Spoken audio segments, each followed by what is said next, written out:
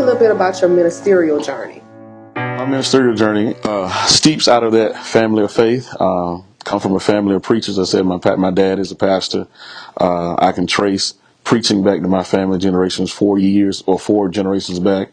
My great-great-grandfather, the late Reverend John Solomon, founded the Cutler Grove Missionary Baptist Church in Albany, Georgia, which is still a thriving ministry today, back in 1901. And so I've been around preachers and know preachers all my life. My personal journey started 15 years ago. This third Sunday in December, I'll be preaching 15 years at the Liberty Baptist Church in Alabaster, Alabama. The Reverend Dr. King Simmons is my pastor. My life journey moved me to Gadsden, where 10 months after preaching, I was called to my first church in Atala, Alabama, Friendship Baptist Church. Served there for 4 years. April of 2009, the Lord brought me to the Spring Hill Church in Clay County, Alabama, or Lineville, Alabama, and been there now for the last 9 years. So 15 years of preaching, 14 years of pastoring God's people.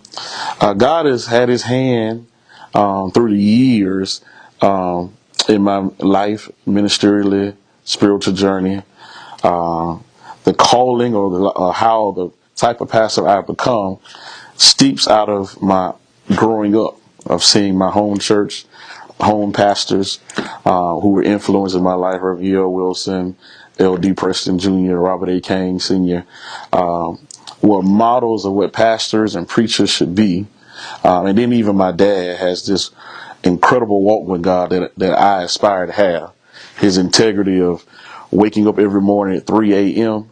to meet the Lord is something that I strive to become, because I do know that if you're going to pastor God's people, whatever you become comes from your devotional life, spending time with the Lord. And so I've had some great role models. I've been blessed.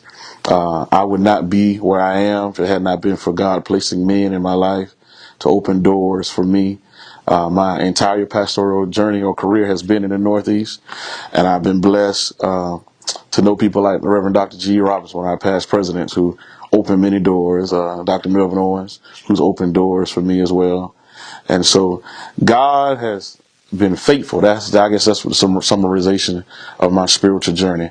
The faithfulness of God through my ups, downs, and even failures, and even whatever success I've had has been because of God's faithfulness to me.